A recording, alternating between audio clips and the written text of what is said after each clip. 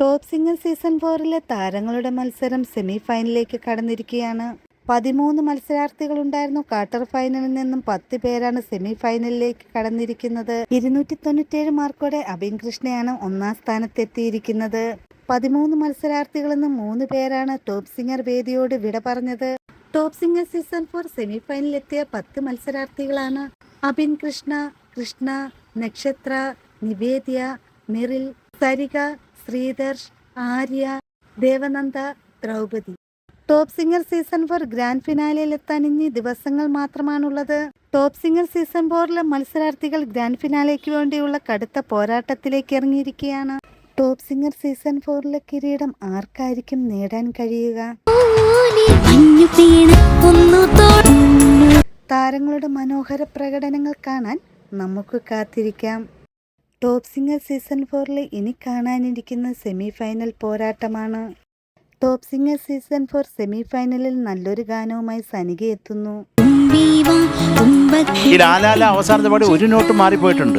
അത് കുഞ്ഞിന് മനസ്സിലായി കാണുമെന്ന് വിശ്വസിക്കുന്നു. ഓളങ്ങൾ എന്ന ചിത്രത്തിലെ ഗാനമാണ് താരം ആലപിക്കുന്നത്. ഒരു പ്രശ്നം ഉണ്ടായിരുന്നു. പിന്നെ ഊഞ്ഞാലെ പാടാമോ സെക്കൻഡ് ടൈം. നല്ല സോങ്സ് കേൾക്കുമ്പോ തന്നെ ഉണ്ടല്ലോ ഈ സെമി ഫൈനലിന് ഒന്നും കൂടെ ഒരു എനർജി വരും. ONV കുറിപ്പിന്റെ വരികൾക്ക് ഇളയരാജയുടെ സംഗീതത്തിൽ S ജാനകി ആലപിച്ച ഗാനമാണ് താരം വേദിയിൽ ആലപിച്ചത്.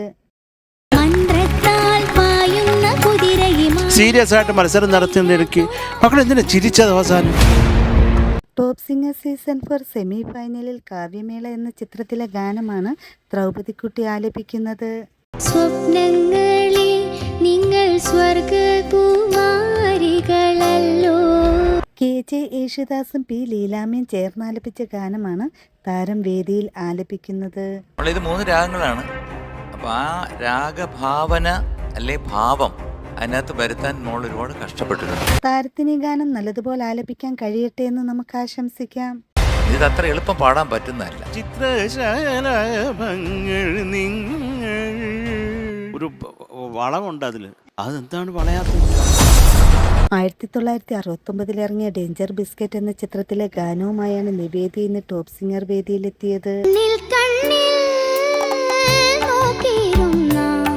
റിയലി ടാലന്റഡ്, വേറൊന്നും പറയാനില്ല. നല്ല സോങ് സെലക്ഷൻ.